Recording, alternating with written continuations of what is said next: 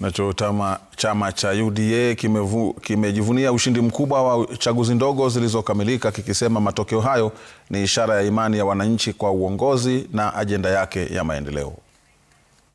Na nyinyi mnajua hii election ilikuwa President William Ruto ameprophesize 3 million margin, vile mambo inaenda ni 5.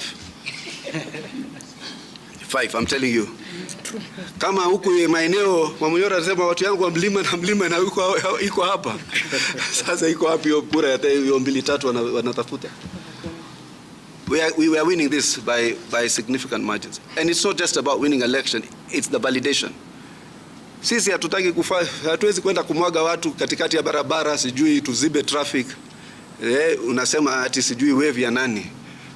Wave ile iko hapo chini ya hii chama inaitwa UDA and our coalition partners ODM. I pity those who are trying to run against us. No track record. Barabara zao za nyumbani ni vumbi, wao wenyewe ni vumbi, wanaitwa majina ya wadudu. Ule anaitwa chameleon, mwingine anaitwa watermelon, anaitwa majina ya mafruit.